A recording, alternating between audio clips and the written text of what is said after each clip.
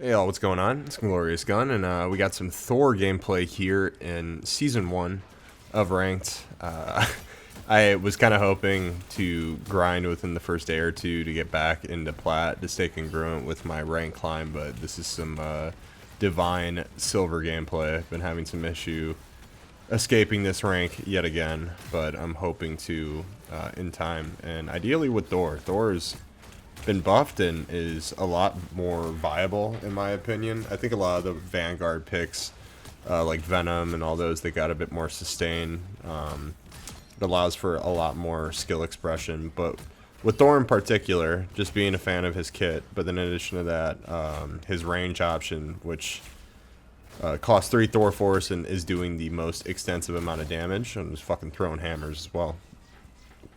That is that's kind of been the make or break in a lot of instances I've at least had trying to climb, where my team isn't really doing persistent enough damage, but if the enemy team is aggregate and they're close enough to each other, that can be a huge moment to at least pick off a healer and then start melting the rest of their team. But otherwise, games are still plagued with the same kind of issue: the insta-lock DPSs, the unwillingness to switch, the toxicity, and that in particular is more or less the discussion topic for today's video. And it's just something I've recently done with Marvel Rivals specifically to my extreme benefit. And I've done this in other games as well, like League specifically, but I do not play with voice or text chat on at all. So all I'm ever going to see from my teammates is pings, and then if I text something to them, they'll be able to see it, but hence I really don't feel the necessity to. And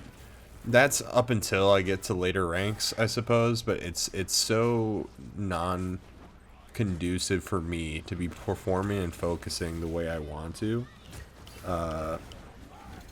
because I just don't need to hear what fucking people have to say about this or that, or if I make a suggestion about our comp and then it turns into just a dick measuring contest about who's more inadequate in a given moment, and it's just more stressful and distracting more than anything. And I think that does play into even more demoralization, just because you're dealing with everyone's fucking written out bullshit, that even if you're pretty unfazed and you got tough skin, like, it can kind of sour the gaming experience you're looking for. Obviously we're playing this to compete, but I think it's also a game you want to have fun with and gradually improve at. And sometimes people's negative comments are just going to get in the way of that, but that's whatever. I just feel like, for me, if I need to coordinate at all, I think the ping system is more than efficient in doing so at the moment. And also, I'm already playing off the team that I'm given, right? And my expectation of them having any kind of like formation or strategy is completely up in the air, and it's game to game. So all I can really do is try to play around them, and then if the opportunity presents itself where I can dive a backline or clean up a kill that might help us with some of our pressure, I'll continue to do that as well. But otherwise it's just it's a fucking absolute carnival of playing this game in a ranked format. It is it's so easy, I think, especially with like how big the roster is, right? For people to be turned off by the prospect of learning a lot of champions all at once to a level of proficiency, even though I feel like aiming across a lot of the heroes is pretty congruent with aiming in general, right? So I wouldn't imagine, outside of like tiny nuances of a lot of kits, that picking up Adam Warlock or fucking learning how to play Strange is something that's like crazy difficult.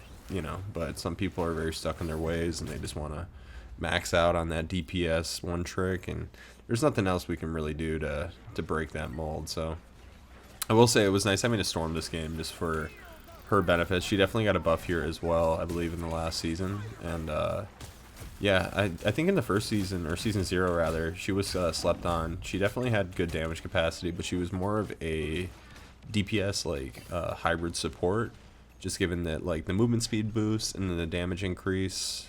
You definitely wanted to play her more to the ground than you ever would like in the air, and especially given her movement speed in the air as well. She's very fucking slow, and that's that's like skeet shooting for a Hawkeye or anyone that has any kind of like DPS that is, what is it? I was gonna say hit scan, but I think it's all projectile. I could be wrong. But yeah, just throwing out the shield, doing the dash if I can, obviously getting the health boost and the shield boost on top of that. But this is what I'm talking about right here. Thor's, you know, lightning ability allows him to equalize a bit, especially with his limited range. And, you know, it's not excessively long, but the amount of damage that you can output with it, and then your ability to build up if you're, you know, in the thick of it like this, and building up Thor Force concurrently right after, it's very easy to get back into this kind of DPS mode. And for me, I found like a lot more success. But yeah, we just kind of clean house here. Their back was to us, lots of damage, lots of ults, and thankfully we were just able to kind of what the fuck am I saying? We had enough momentum here to kind of clean up the point. But yeah, as you can see right here, like I was unsure of my prospect with winning that specific fight, but having the Thor Force and then immediately switching into that allowed me to clean up those 2 kills. Unfortunately, this Hulk fucked my whole day up, or the Storm rather. But our team seemed to be having difficulty dealing with her in spite of everything else. But alas, what else is new? But yeah, this new season's been really cool. I don't know how I feel about the new map. I'm not super wild about it. I'm hoping to get some gameplay on it as well. You know, I think visually it's very nice to look at, and I kind of like more downtown, urban-centric city environments. I have a bit of a bias with that, given where I live. But yeah, structurally, I'm kind of indifferent about it, layout-wise. But, you know, maybe I'll give it a little bit more time, and we'll see how it goes. But as far as character buffs go, everything's looking pretty cool. I'm excited to see more people play Wolverine, potentially, to some degree of skill, but that is also a high bar and a big ask. And, you know, I don't think Logan necessarily needed the buff from Season 0, but the fact that he's even stronger now is just more incentive for some people to get absolutely disgusting with him, because his tank busting abilities are definitely pertinent. But I'm just kind of hoping for more Vanguard editions. I know we have a lot more characters coming down the line. I know the Thing's going to be joining the roster with us, and then I'm pretty sure Johnny Storm's going to be another DPS, yeah. But, you know, there's leaks coming out every day, a lot of other character speculation for who's going to be joining, and I'm just excited. I'm excited for more options. I know it's going to be difficult to balance, but I hope that this game keeps moving in the direction of fun and game feel over balancing entirely around a competitive environment where it makes the game like so meta sensitive that anyone that's trying to play it casually will probably have a bad time. That's exactly what happened with Overwatch, right? The game came out, and when like everyone wasn't taking it seriously, you could fucking put like 30 hours into that shit and have a blast.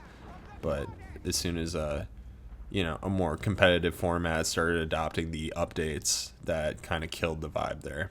But I think Marvel Rivals is heading in a good direction.